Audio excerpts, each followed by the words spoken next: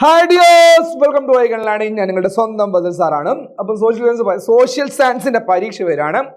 ഒരുപാട് ചോദ്യങ്ങൾ ചെയ്യണം. അപ്പം നിങ്ങൾ എല്ലാവരും ചിലപ്പോൾ സ്കിപ്പ് ചെയ്യാൻ ചാൻസ് ഉള്ള ഒരു ഭാഗത്തുള്ള കുറച്ച് ക്വസ്റ്റ്യൻസ് ഞാൻ തരാൻ പോകുന്നത്.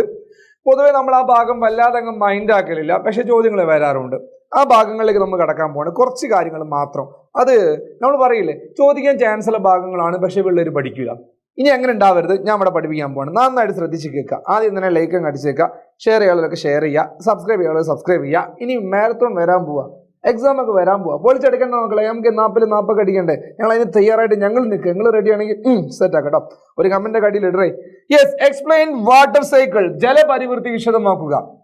ഇത് പല രീതിയിൽ ചോദിക്കാം. ഇവിടെ നമ്മൾ പറയേണ്ട അല്ലെങ്കിൽ അറിയേണ്ട കുറച്ച് കാര്യങ്ങളുണ്ട്. ഇതിപ്പം ഒരു വെള്ളം, വാട്ടർ ബോഡിയാന്ന് വിചാരിക്കാം. ഒരു കുളം അല്ലെങ്കിൽ സമുദ്രം, ഓഷ്യനാന്ന് വിചാരിക്കുക. ഓഷ്യൻ എന്ന് വെച്ചാൽ എന്താ അർത്ഥം? സമുദ്രം എന്ന് പറയില്ലേ, കടല്. Okay, yes. ഇവിടുന്ന് വെള്ളം മുകളിലോട്ട് ഇങ്ങനെ ചിക്കാന്നിട്ട് പോകും. ഈ പോകുന്ന പരിപാടിയാണ് നമ്മൾ പറയും ഇവാപ്പറേഷൻ എന്ന് പറയും.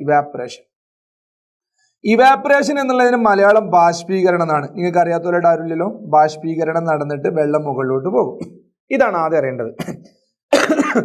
ബാഷ്പീകരണം നടന്ന് വെള്ളം മുകളിലോട്ട് പോയി നീരാവിയായിട്ട് മുകളിൽ എത്തിക്കഴിഞ്ഞാൽ അവിടെ എന്ത് നടക്കുന്ന വെച്ചാൽ നോക്കണേ, ശ്രദ്ധിക്കണേ. നിങ്ങൾക്ക് ഇവിടെ കാണാൻ പറ്റും.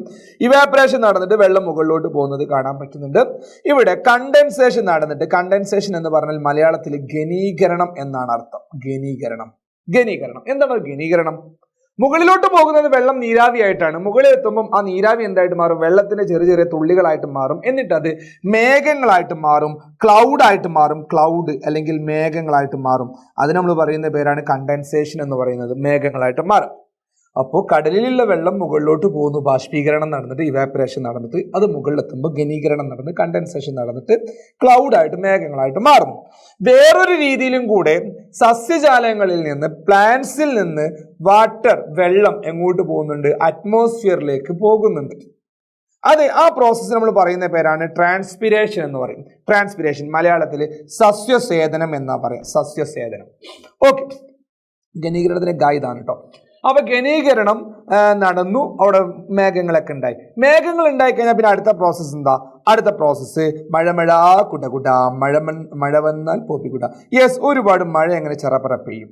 മഴ പെയ്യും. ചിലപ്പോൾ അത് മഞ്ഞായിട്ടും വീഴാം. തണുപ്പ് കൂടിയ ഭാഗങ്ങളാണെച്ചാൽ ചിലപ്പോൾ അത് മഞ്ഞായിട്ട് വീഴാം. ഓക്കെ, മഴ, മഞ്ഞ് ഇവയായിട്ട് ഭൂമിയിലേക്ക് തന്നെ തിരിച്ചു വരും. എവിടുന്നാ വെള്ളം മുകളിലോട്ട് പോയത്? ഭൂമിയിൽ നിന്നാ പോയത്. ആ വെള്ളം ആകാശത്ത് പോയി മേഘങ്ങളായിട്ട് മാറി താഴോട്ട് വെള്ളമായിട്ട് തിരിച്ചു വന്ന് ഭൂമിയിലേക്ക് എത്തി. ആ ഒരു സൈക്കിള് കംപ്ലീറ്റ് ആയി. എന്നിട്ട് അത് മഴയായിട്ട് വന്ന്, റിവറായിട്ട് വന്ന്, റിവർ എന്ന് വെച്ചാൽ പുഴയായി വന്നു, അതുപോലെ അരുവികളായിട്ട് വന്നു, അത് ഗ്രൗണ്ട് വാട്ടർ ആയിട്ട് സ്റ്റോർ ചെയ്തു. ഗ്രൗണ്ട് വാട്ടർ എന്ന് വെച്ചാൽ ഭൂഗർഭജലം എന്നാണ് അർത്ഥം. ഭൂഗർഭജലം കാണാൻ പറ്റും. നദികളായിട്ട് വന്നു. യെസ്, പിന്നെ തടാകങ്ങളിൽ സ്റ്റോർ ചെയ്യാം, സമുദ്രജലമായിട്ട് മാറും. ഈ പ്രോസസ്സ് ഇങ്ങനെ കണ്ടിന്യൂസ് ആയിട്ട് പോയിക്കൊണ്ടിരിക്കും. ഈ ഒരു പ്രോസസ്, അതായത് ഈ ഒരു പ്രക്രിയ ചാക്രികമായിട്ട് ഇങ്ങനെ നടന്നുകൊണ്ടേയിരിക്കും. സമുദ്രത്തിലെ ജലം മുകളിലോട്ട് പോകുന്നു, എങ്ങനെ ഇവാപ്പറേഷൻ നടന്നിട്ട് ബാഷ്പീകരണം നടന്ന് അവിടെ ക്ലൗഡ് ഫോം ചെയ്യുന്നു, ഘനീകരണം നടന്നിട്ട് മഴയായിട്ട് പെയ്യുന്നു, നദികളിലൂടെയും അതുപോലെ ഭൂഗർഭജലമായിട്ടും സമുദ്രങ്ങളിലും തടാകങ്ങളിലും കുളങ്ങളിലൊക്കെ അത് സ്റ്റോർ ചെയ്യപ്പെടുന്നു. വീണ്ടും ഈ പ്രോസസ്സ് ഇങ്ങനെ നടന്നുകൊണ്ടേയിരിക്കുന്നു. ഇതിന് നമ്മൾ പറയുന്ന പേരാണ് ജലപരിവൃത്തി, അതായത് വാട്ടർ സൈക്കിൾ എന്നുള്ളത്.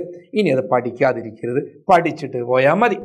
ഓക്കെ, അടുത്തത് ഈ ചാപ്റ്റർ തന്നെയുള്ള വേറൊരു ഭാഗമാണ് ആർട്ടീഷ്യൻ കിണറുകളും, അതായത് അരിപ്പ കിണറുകളും. ഫിൽറ്റർ പോയിന്റ് വെല്ലും ആർട്ടീഷ്യൻ വെല്ലും.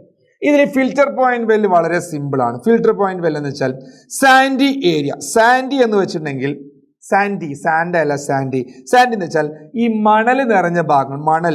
മണൽ നിറ മനസ്സിലായി? ബീച്ച് ഏരിയാസ്, മണൽ. ഓക്കെ, ഇങ്ങനെയുള്ള കോസ്റ്റൽ ഏരിയാസ്, ഇവിടെയൊക്കെയുള്ള ചെറിയ ആഴം കുറഞ്ഞ കുഴൽക്കിണറുകളാണ് ഫിൽറ്റർ പോയിന്റ് വെല്ല്. ഫിൽറ്റർ പോയിന്റ് വെച്ചാൽ അരിപ്പ. ഫിൽറ്റർ എന്ന് വെച്ചാൽ അരിപ്പ എന്നാണ് അർത്ഥം. ഈ മണലും ചളിയും മണ്ണൊക്കെ ഒന്ന് അരിച്ചിട്ടെടുക്കുന്ന കിണർ, കുഴൽക്കിണർ, അതാണ് ഫിൽറ്റർ പോയിന്റ് വെൽ. ഇവിടെ ഉണ്ട്, ഞാൻ തൊട്ടപ്പുറത്തെ പേജിൽ കാണിക്കാം, ഒന്ന് വെയിറ്റ് ചെയ്യടാ. Okay, differentiate artesian well. അപ്പൊ ആർട്ടീഷ്യൻ വെൽ എന്താണെന്ന് ആദ്യം അറിയണം. ആർട്ടീഷ്യൻ വെല്ല് പഠിക്കാനാണ് ഇവിടെ കുറച്ച് പാടുള്ളത്. പക്ഷെ നമ്മൾ പഠിപ്പിക്കുമ്പോൾ അത് പാടില്ലാതായിട്ട് മാറും. പാടരുത്. Shallow tube wells dug in sandy regions.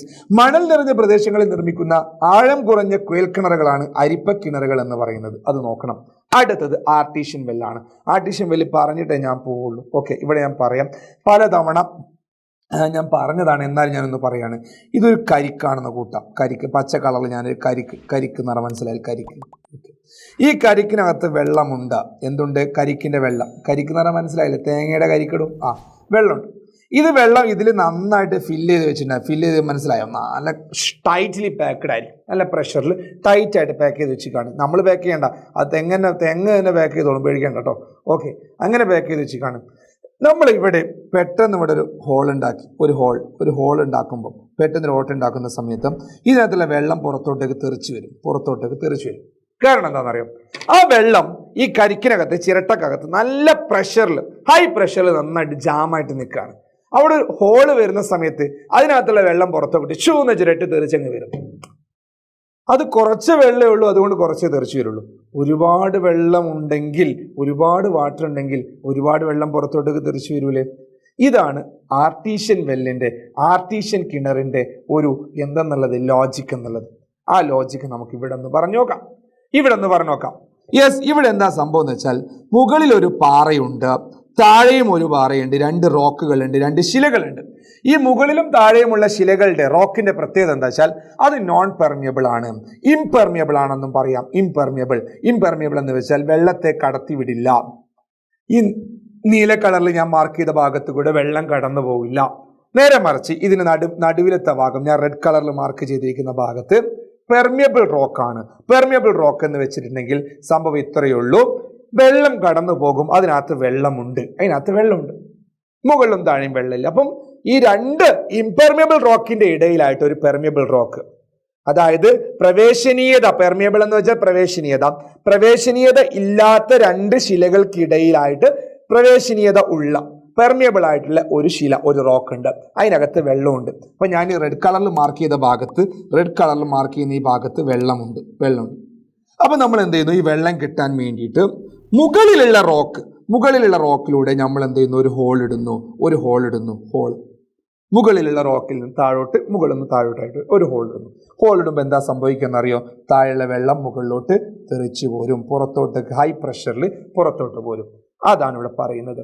Water will rise to the surface. നമ്മുടെ ഭൂമിയുടെ ഉപരിതലത്തിലേക്ക് വെള്ളം പുറത്തോട്ട് വരും, ഓട്ടോമാറ്റിക്കലി വരും, ഡ്യൂ ടു ദ പ്രഷർ. അതായത് അതിനകത്ത് എത്ര പ്രഷറിലാണോ, ടൈറ്റ് ആയിട്ടാണോ പാക്ക് ചെയ്ത് വെച്ചിരിക്കുന്നത്, അല്ലെങ്കിൽ ആ കല്ലിൻ്റെ ഇടയിലാണ്, റോക്കിൻ്റെ ഇടയിലാണ്, അവിടുന്ന് ആ ശക്തിയിൽ പുറത്തോട്ടേക്ക് വരും. ഇതിന് നമ്മൾ പറയുന്ന പേരാണ് ആർട്ടീഷ്യൻ വെൽ എന്നുള്ളത്. നോക്കൂ, പ്രവേശനീയത തീരെ ഇല്ലാത്ത 2 ശിലാപാളികൾക്കിടയിലായിട്ട് പ്രവേശനീയത ഏറെയുള്ള ഒരു ശിലയുണ്ടെങ്കിൽ അതിനകത്ത് വെള്ളമുണ്ട്. ആ പാളിയിലേക്ക് നമ്മൾ കുഴിച്ചു കഴിഞ്ഞാൽ അതിലൂടെ ജലം സമ്മർദ്ദം കൊണ്ട് ഉയർന്നിട്ട് ഉപരിതലത്തിലേക്ക് എത്തും, ഭൂമിയുടെ ഉപരിതലത്തിലേക്ക് എത്തും. അത്രേ പറയുന്നുള്ളൂ. അതായത് നമ്മൾ എവിടെയാണ് വെള്ളം സ്റ്റോർ ചെയ്ത് വെച്ചത്? നടുക്കല്ലേ. ആ നടുവിൽ നിന്ന് വെള്ളം പുറത്തോട്ട് വരും. കാരണം നമ്മളൊരു ഹോൾ ഇട്ടിട്ടുണ്ട്, ആ ഹോളിലൂടെ പുറത്തോട്ട് തള്ളി വരും. എങ്ങനെയാണോ കരിക്കിനകത്തുനിന്ന് വെള്ളം പുറത്തേക്ക് തെറിച്ചു വന്നത്, അതേപോലെ. ഇത്രയുള്ള പരിപാടി. അപ്പോൾ 2 പ്രധാനപ്പെട്ട ഭാഗങ്ങളാണ് നമ്മളിപ്പോൾ ഇന്ന് ഡിസ്കസ് ചെയ്തത്. ബാക്കിയുള്ള കാര്യങ്ങളൊക്കെ നമുക്ക് എന്ത് ചെയ്യാം, ഇന്നത്തെ ലൈവിലൊക്കെ ഡിസ്കസ് ചെയ്യാനുള്ളതാണ്. ഇത് കഴിഞ്ഞ തവണ ചോദിച്ച ചോദ്യമാണ്. Explain the importance of wetland എന്നുള്ളത്. ഇതിൻ്റെയൊക്കെ ഇമ്പോർട്ടൻസ് ഒക്കെ നമുക്ക് എന്ത് ചെയ്യാം, ഇനിയും ഡിസ്കസ് ചെയ്യാനുള്ളതാണ്. ലൈവ് ഒന്നും തന്നെ മിസ് ചെയ്യരുത്. മാരത്തോൺ ഉണ്ട്. മാരത്തോൺ ഒന്നും ഒരിക്കലും മിസ് ചെയ്യാൻ പാടില്ല. ഞാനും അജ്സൽ സാറും വരുന്നത് നിങ്ങളെ കാണാൻ വേണ്ടി മാത്രമല്ല, ഇതൊരു കടമ മാത്രമല്ല, നിങ്ങൾക്ക് A+ നേടിത്തരാൻ വേണ്ടിയിട്ടാണ് കേട്ടോ. അപ്പോൾ എന്തായാലും ഒന്ന് ശ്രദ്ധിച്ചേക്കണം. ഞങ്ങളുടെ കൂടെ നിന്ന് കഴിഞ്ഞാൽ ഉറപ്പാണ് ഫുൾ മാർക്ക് നമുക്ക് അടിച്ചെടുക്കാം. മാക്സിമം ഷെയർ ചെയ്തോ, കൂട്ടുകാരോട് പറ, നിങ്ങൾ സ്റ്റാറ്റസ് വെക്കുക, ഷെയർ ചെയ്യുക, എല്ലാവരോടും പറഞ്ഞോളൂ. നിങ്ങളുടെ ഫ്രണ്ട്സിനെയും കൂട്ടി ഇങ്ങോട്ട് പോരുക. നമ്മൾ പൊളിച്ചടിക്കിരിക്കും. ലൈക്ക് ചെയ്യുക, സബ്സ്ക്രൈബ് ചെയ്യുക, ഷെയർ ചെയ്യുക. ഓക്കെ, ഇത്രേ പറയാനുള്ളൂ. നമുക്കിനിയും കാണാം. ഒരു നല്ലൊരു കമൻറ്റും കൂടി അടിയിൽ ഇട്ടാൽ സന്തോഷം. Thank you, bye, see U.